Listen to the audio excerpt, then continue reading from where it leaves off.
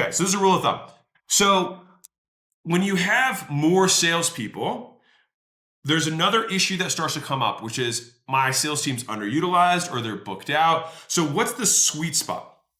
The reason this is important is because, well, if you miss it, you will, let me go either extreme. If you have your sales team completely booked out, fully utilized, here's two things that happen as a result that are bad.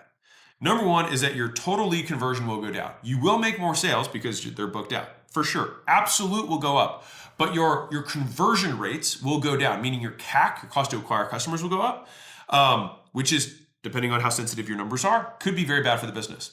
And so that utilization happens, and as a result, one, people have to start booking out further and further because tomorrow, the next day, they're all booked out. They can't find convenient times. So one, it's further out. And so show rates on further out appointments compared to sooner appointments goes down.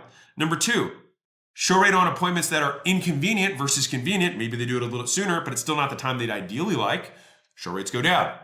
Number three, what happens if a sales guy is making calls all day long? What are they not doing? They're not doing outbound. What are they also not doing? They're not following up on the calls that they should just, they have 6-inch putts, they have some tip-ins that they need to do that they just aren't doing because they're on calls all day. And rightfully so. They should be focused on, like they should reasonably focus on the leads that are in front of them. But it is your job as the entrepreneur to move their calendar, better utilize their time so you can maximize conversion, okay? So on the other extreme, let's say that you have 30% utilization. So 70% of their calendars empty. The problem with this that I've found is that sales team morale can start to drop because they don't really ever get in momentum. So if you have like 2 calls a day, like the calls sometimes mean too much. And so guys will have kind of commission breath. They're like, I have to close the sale, right? I'm not going to get paid. And so it's a balance between both of those things. So I've found 70% is kind of the sweet spot. I don't let it get above 85.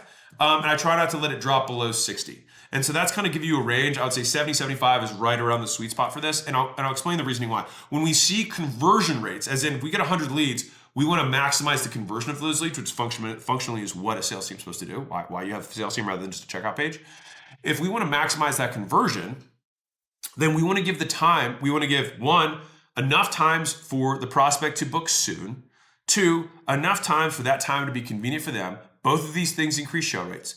Number three, we want to have the salesperson have enough blank space in their calendar so they can work their pipeline and bring people back in. And I remember the realization I had around this was we would have high weeks and low weeks with ads in terms of book calendars, but our sales remained relatively the same. And I was like, how does that work? And it was just because when a big wave came in, the guys were really inefficient. And when there was, a famine, if you will, and there was more empty calendars, the guys squeezed their pipelines. And so I was like, man, if we just squeezed our pipelines all the time, we would just make, on the high weeks, we'd make so much more money. Well, how do you do that? You typically need to hire more salespeople. And I'll say as a personal note, I have yet to make less money by hiring more salespeople. So like when in doubt, sales tends to drive business. And I also have some belief around the fact, and this is most cultures, not our shared acquisition, but the vast majority of sales cultures, guys will get fat and happy. They will make enough sales to make whatever that nut is for them that they don't want to work that hard anymore. And so I would rather have the guys just below whatever that amount is. So they're always striving, they're always squeezing the pipeline rather than, they can sell to their goal within the first 2 weeks and then they take the last 2 weeks of the month off. And that's where, entrepreneurs will say, hey, do I need to change my sales commissions? Maybe. But more often than not, it's like you can just add salespeople so that they can squeeze their opportunities better. All right. Which leads me to rule number 6, payback period. Actually, that felt very aggressive. Payback. So what is payback period? It's how quickly you can recover the cost of getting a customer. Now, for me, ideally, I try to do within 30 days. So payback period in general is how fast you get the money back from what it cost you to get somebody. My goal is within 30 days. Why? Because just about every business owner, at least in America and at least the developed world, can typically gain access to a credit card, which gives you 30 days of interest-free money.